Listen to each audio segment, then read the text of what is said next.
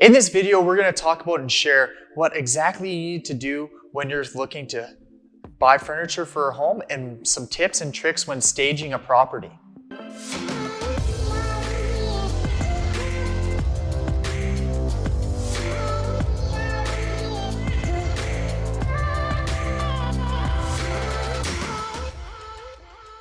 Hi, it's Russell Mortlock with the Mortlock Real Estate Group, and today I'm joined with Jen, who is an awesome Airbnb and host, and she's going to share some of her tips and tricks she used when setting up the furniture and staging her home for guests to come stay. Start in the kitchen, Russell. The key thing in the kitchen is to have some great appliances that are going to be reliable for the guests staying here. You also want to make sure that the kitchen is stocked with the pots and pans and all of the utensils, can openers, wine openers, especially wine openers here in the Okanagan wine region, so that everything that they need is going to be taken care of while they're here, and they're not going to be looking for something or having to run out to the dollar store and buy something for them to use in the kitchen. You also want to make it not overly, obviously you don't necessarily need a gravy boat or that kind of thing, because that just clutters up the space and makes it more prone to breakage and loss of items. So when you're thinking about things like the family space or the living room, you want to make sure that they stay simple but classy and that they follow the property. So let me give you an example. You don't need to buy a $10,000 couch if you're in a strata, one bedroom strata, charging $150 a night. But if you're in a higher end property, with multiple bedrooms where multiple families can rent together, then you want your furnishings kind of to match the quality and the size of the house. You also don't want to have too many knickknacks or too much fluff, things that can get broken by children. As you'll see in this room here, we just have some simple paintings, some extra seating, a nice lovely couch that has a great view of the lake, and the front patio, a simple carpet that's easy enough to roll up and clean if accidents happen. So that's one of the biggest things that you were thinking about when setting up this space is durability and keeping it simple so you can keep it clean. And that's such a great message with staging it, because a lot of times you just overcomplicate the property or overcomplicate the space with too many knickknacks. And with things with short-term rentals, is those knickknacks are going to go missing. And it's just kind of unnecessary, where you just have the necessity stuff that they need and it looks clean and simple.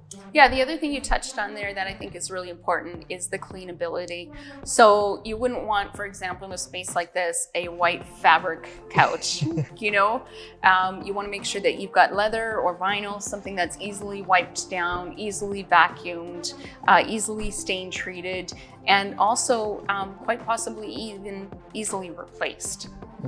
Yeah, no, exactly. So something that's spill proof, that if they spilled their wine or dropped some food on it, it's just a wipe and it's clean. Or it's an inexpensive switch out if you need to between guests. Perfect. And I know we were talking about before, when you went to go stage your property and buy the furniture, it was the height of COVID, not a lot of access to major retailers and to provide that furniture. So what were some of the things that you were thinking about in terms of the style, trying to piece it all together? Yeah, something that was really helpful is we got in touch with a company called In All of the Right Places, and Lisa there really helped us to take things that we could find that were really high quality on Castanet or on Facebook Marketplace and put them together. Don't be afraid to spend money on furnishing and getting help furnishing and tying together the theme of the property. If you have a property who has, maybe beach pictures in one room and then everything else is, maybe forest themed or lake themed, then you end up with a property that doesn't feel like it flows. And even though that may not be a thing that a guest can really put their finger on, when they leave the house, they go, it was a nice house, but it doesn't really tie together. When everything is sort of tied together and flows from room to room, they just have a better feeling in the house. It feels more like home. And that just ups the whole experience, where they're going to leave you a better review and enjoy the space more. Absolutely. And it's going to create repeat business, which is the most important thing you can get, having those people reach back out to you saying, this place was amazing, can we stay again? Absolutely. And the other thing with that is, you know if they've been good guests or not. You know if you've left them a good review or not, and whether or not you want them back at your property. So what are some tips when you're wanting to stage a bedroom? What are some things that you've kind of learned along the ways? And this room here really pops. So what did you do? What were you thinking? Yeah, it's really beautifully set up, but the most important part of the bedroom and of any Airbnb is the beds. Even if you have a lower end property that's maybe charging less than other properties, you want to make sure the beds are super comfortable. Nobody will leave you a good review if they've had a bad night's sleep. It doesn't hurt to spend a little bit of money in your linens as well, nice soft linens, but also that are really washable and easy to use over and over and over again. I really can't stress enough that I think that the actual mattresses and foundations are the most important part of the Airbnb. So that's just going back to like what you said. If they have a bad night's stay, are they going to be leaving a good review? Like they want to come in, they want to feel that hospitality, and they're coming here to relax, to enjoy the space. And it's interesting to hear your perspective on some other things that you have to consider when staging. Some things might look super awesome, or those linens or whatever thread count, but are they going to be really machine washable for all that reuse? Because you're going to be reusing them a ton. Like, what are some things that you do in terms of those linens? Like, do you have a certain amount of sets that you always keep on hand or something like that? Yeah, so we like to keep 3 sets for every bed that we have in the house. And that actually shortens the cleaner's turnover time while they're on the property. So they're actually able to take dirty linens home with them or to a laundromat and clean them there and then bring them back clean.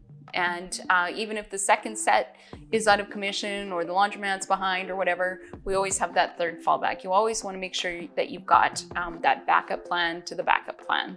The other thing in a bedroom is it doesn't hurt to have a mirror for them to be able to use, especially if they're not attached directly to a bathroom, and someplace either to store their suitcase open or for them to put their clothes in if it's going to be more of a longer term stays, like a minimum week. You want to have a dresser or something like that for guests. Those are some awesome points. I know, like, you look around the space here, it really pops. It's not too overcomplicated. You got some simple furniture, but it all really sticks out and sticks with the theme of the property that you talked about earlier in the video. Is whatever you kind of do, stick with that style. You're not hopping around from style to style, from room to room. And yeah, you've kept it simple and it looks amazing all throughout this place. Thank you everyone for tuning in. And if you have any questions what it's like to start at Airbnb here and the most popular place in Canada to do short-term rentals, reach out to me directly at KelonaHomesource.com. And if you found this real estate content valuable, hit the subscribe button.